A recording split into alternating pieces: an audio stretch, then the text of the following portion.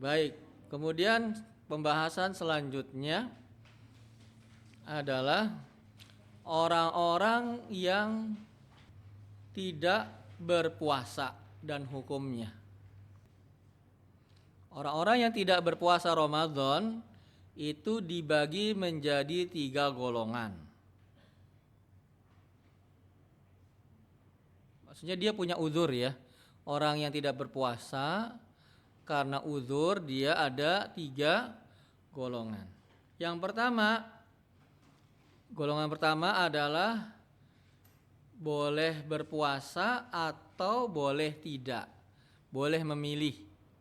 Dia tidak berpuasa ya, tapi ada uzur tidak berpuasanya, maka golongan pertama adalah sebetulnya boleh dia berpuasa atau boleh juga tidak berpuasa.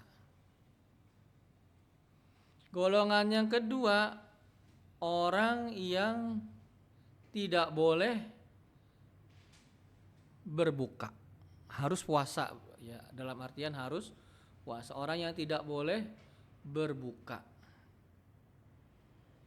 Golongan yang ketiga, orang yang harus berbuka. Ya, jadi ada berapa golongan? 3. Satu apa? Boleh berpuasa atau tidak. Yang kedua,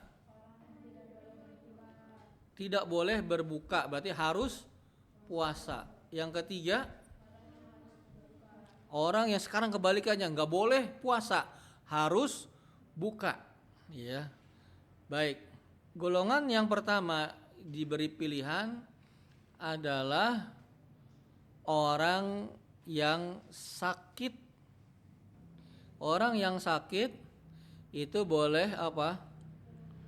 Boleh berbuka atau boleh puasa apabila sakitnya tidak parah. Ya, kalau yang dalil bahwasanya boleh tidak berpuasa adalah man kana maridon au ala safarin fa iddatum min ayyamin ukhra. Barang siapa yang sakit atau sedang safar, maka dia mengganti pada hari yang lain. Maka bagi orang yang sakit dan tidak berat sakitnya, ya, sedang gitu sakitnya, tidak ringan, tidak juga berat, dia sedang sakitnya, maka boleh dia puasa atau boleh dia berbuka.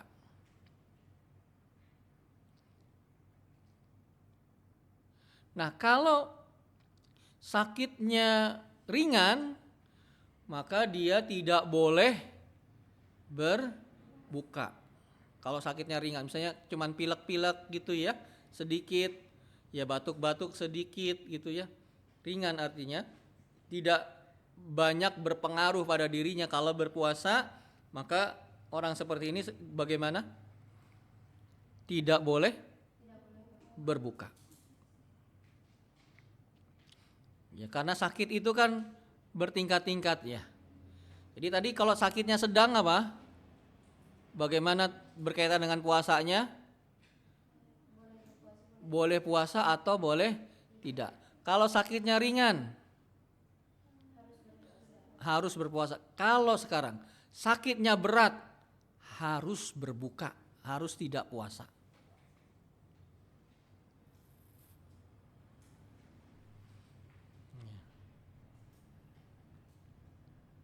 Karena kalau dia berpuasa memudorotkan dirinya, dan kita dilarang oleh Allah memudorotkan diri sendiri ataupun orang lain. Allah berfirman wala taqtulu anfusakum dalam surat An-Nisa ayat 29. Janganlah kalian membunuh diri-diri kalian. Dalam hadis la doror wala diror, janganlah kalian memudorotkan diri sendiri dan orang lain. Maka tidak boleh memudorotkan baik diri sendiri ataupun orang lain. Oleh karenanya tatkala seseorang berpuasa dan dia mendapatkan mudorot, maka tidak boleh apa? Berpuasa.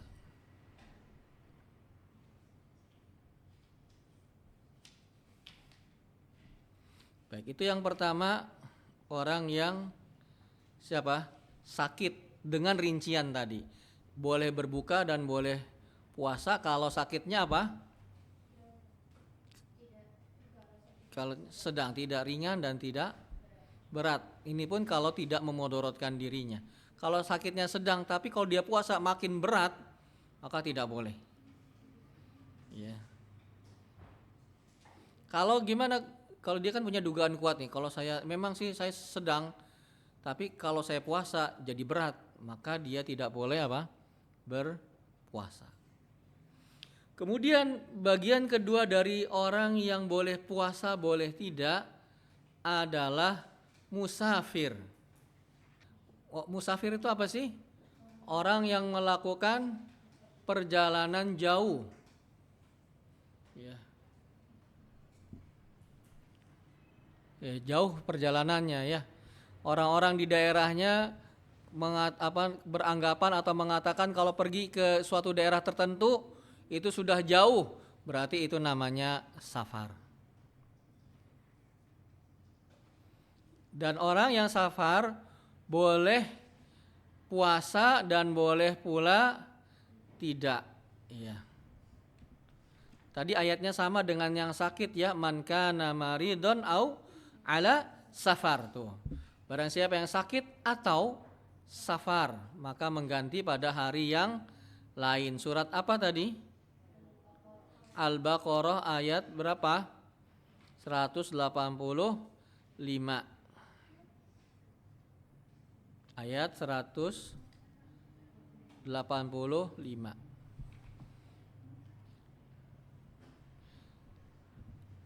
Nah, sekarang tadi kita katakan bahwasanya musafir boleh buka atau boleh puasa.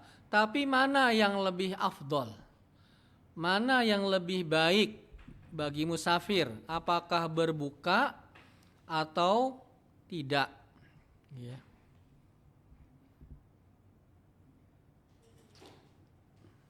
Jadi sama seperti halnya orang yang sakit.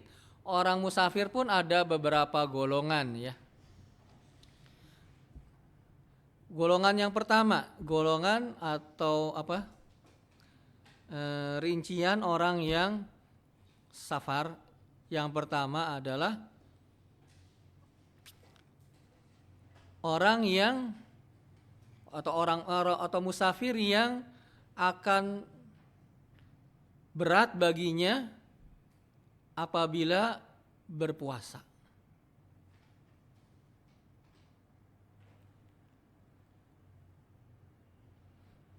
Kalau musafir dalam kondisi seperti ini, safarnya kalau puasanya ketika safar menyebabkan dia merasa berat, maka yang afdol adalah tidak berpuasa. Ya. Kalau dia berat nih, pergi kemana misalnya?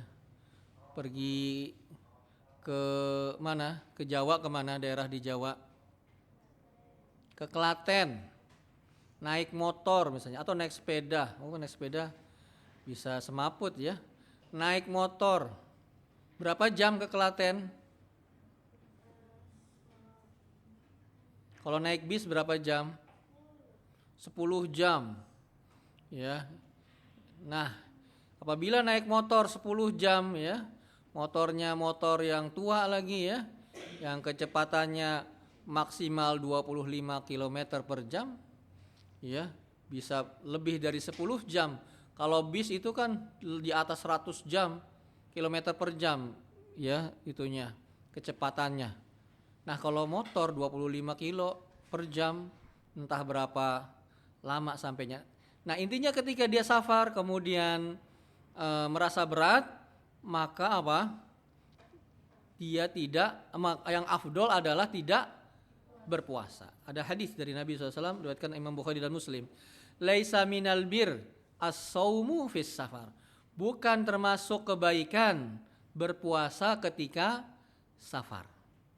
Nah, ini bagi siapa? Bagi orang yang akan berat safarnya ketika dia berpuasa. Ya.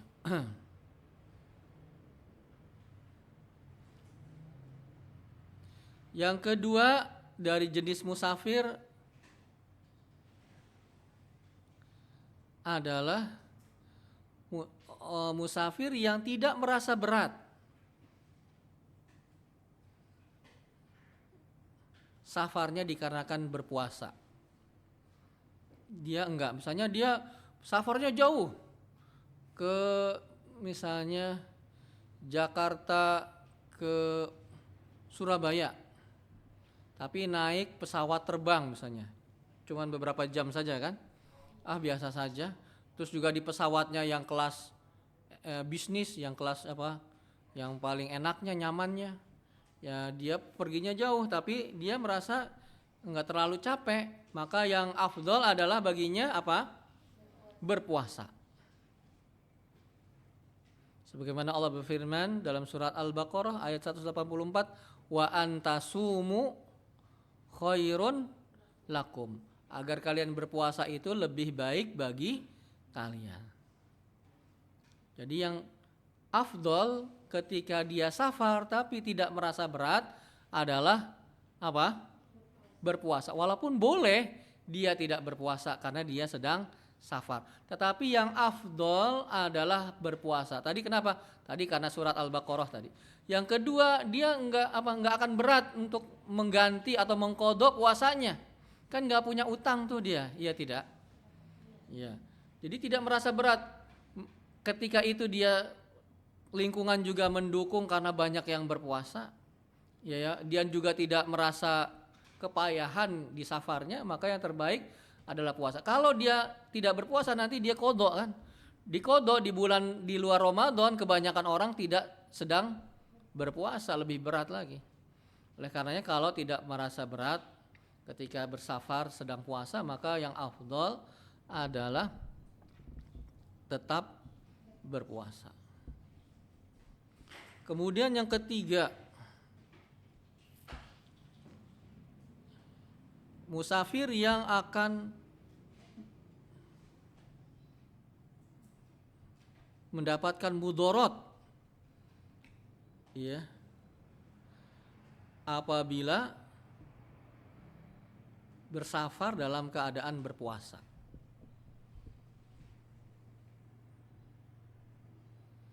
Maka apa? Orang yang seperti ini tidak boleh berpuasa.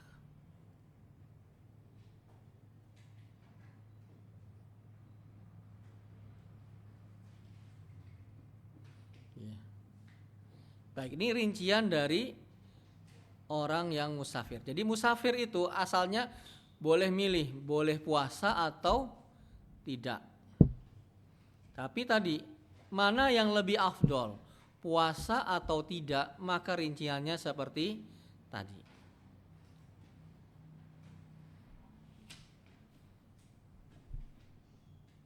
Baik, jadi berkaitan juga tentang safar. Ya, ketika seorang ingin safar, entah dia belum safarnya itu sebelum subuh misalnya, sebelum fajar, ataupun safarnya setelah fajar, maka tetap hukumnya tadi berlaku seperti yang kita sebutkan, boleh berbuka atau boleh berpuasa, dengan juga dilihat dengan rincian-rincian tadi. Karena sebagian para ulama ada yang merinci itu, kalau berangkatnya sebelum subuh, sebelum fajar, maka boleh berpuasa. Kalau berangkatnya setelah fajar, maka tidak boleh berpuasa. Kita katakan tidak seperti itu karena dalam ayatnya umum, wa man kana maridon au ala safar, barang siapa yang sakit atau safar, ya, maka dia boleh untuk menggantinya pada hari yang lainnya. Baik. Kemudian kapan musafir itu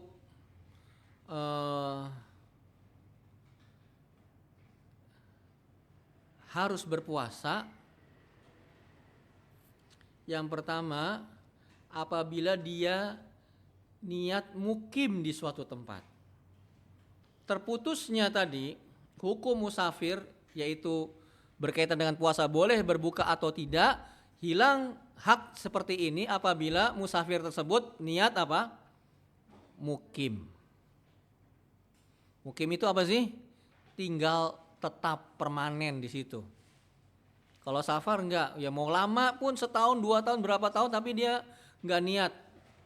Seperti orang yang kerja di luar negeri, di Saudi kerja lama bertahun-tahun, tapi dia enggak niat mau tinggal di Saudi, saya mau balik nanti suatu saat.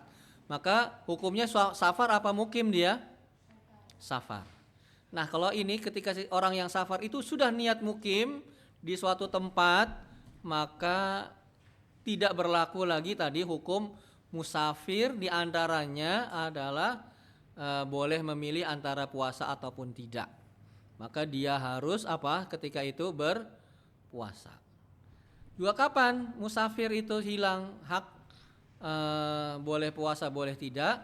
Kalau yang kedua adalah apabila dia kembali ke negerinya, tempat asalnya. Ya, maka ketika sudah dia sudah balik ke negerinya, ke tempatnya, ke kampungnya, maka dia tidak dianggap lagi sebagai musafir. Maka dia harus apa? Berpuasa. Baik. Kemudian pembahasan selanjutnya dari orang-orang yang berpuasa adalah tadi kan sudah dibahas orang yang sakit dengan rinciannya ya. Kemudian musafir. Kemudian yang ketiga di antara orang-orang yang tidak berpuasa adalah orang tua. Orang tua sudah sepuh, sudah berumur, dan juga orang yang sakit tetapi kecil kemungkinannya sembuh. Ya. Kan ada penyakit-penyakit itu yang kemungkinan sembuhnya apa? Kecil. Kemungkinan akan sakit terus. Seperti sakit ginjal. Ya jarang orang sakit ginjal sembuh. Ya ada cuman entah 1 banding berapa. Jadi itu pasti terus-terusan. Orang yang sakit apalagi yang kemungkinan kecil sembuhnya. Sakit apa lagi? Sakit paru-paru. Terus sakit apa? Kanker. Tapi kalau kanker ya kadang-kadang sembuh ya. Karena kanker yang artinya kantong kering itu kadang-kadang sembuh. Ya. Karena kanker ada yang artinya adalah kantong kering. Sakit jantung, sakit ya naudzubillah ya nas'alul afwa wal afiyah. Nah, bagi mereka apa? Maka para ulama bersepakat ya. Orang-orang yang seperti itu boleh tidak berpuasa dan tidak mengqadha puasanya. Dia tidak berpuasa dan tidak perlu apa? Mengqadha. Kalau orang tua yang maksudnya orang tua atau orang yang sepuh yang berat untuknya untuk puasa ya. Karena ada orang yang tua tapi masih apa? Segar, itu bukan. Ini orang tua maksudnya adalah orang tua yang sudah lemah ya. Nah, mereka ini orang tua dan juga orang yang sakit kemungkinan sembuhnya itu kecil, maka tidak berpuasa dan tidak mengqadha. Kalau diqadha kapan qadanya? Orang keadaannya seperti itu terus kan? Ya. Ya. Hanya saja para ulama berbeda pendapat. Kalau enggak puasa dan tidak mengqadha lalu apa? Apa gugur puasanya atau bagaimana? Maka para ulama berbeda pendapat apabila mereka tidak berpuasa. Apa yang dilakukan? Mayoritas ulama mengatakan bahwasannya memberi fidyah atau memberi apa? Makan. Setiap hari 1 orang miskin. Itu namanya apa? Fidyah atau it'am. Ya, bayar fidyah. Itu pendapatnya mayoritas para ulama. Kemudian pendapat yang kedua Imam Malik, tidak harus bayar fidyah, tapi hanya disunnahkan.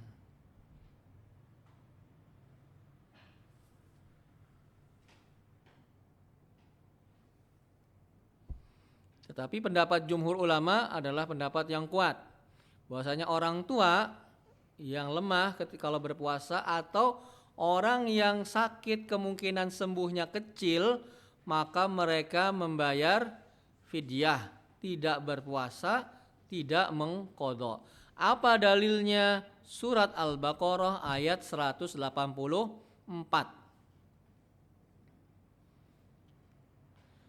Wa 'alal ladzina yutiqunahu apa?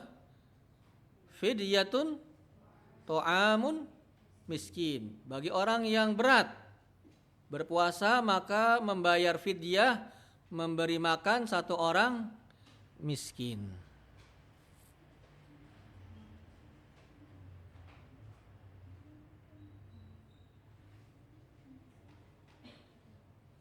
Baik, ini pembahasan tentang siapa tadi? Yang kita bahas kan yang pertama yang orang-orang yang berbuka adalah orang yang sakit. Yang kedua musafir. Yang ketiga orang yang tua. Yang keempat orang yang sakit kemungkinan sembuhnya kecil. Sekarang dari orang-orang yang tidak berpuasa. Yang ke berapa? Ke berapa sekarang? Coba satu, yang pertama apa? Orang sakit. Yang kedua, yang ketiga orang tua. Yang keempat orang yang sakit yang kemungkinan sembuhnya kecil.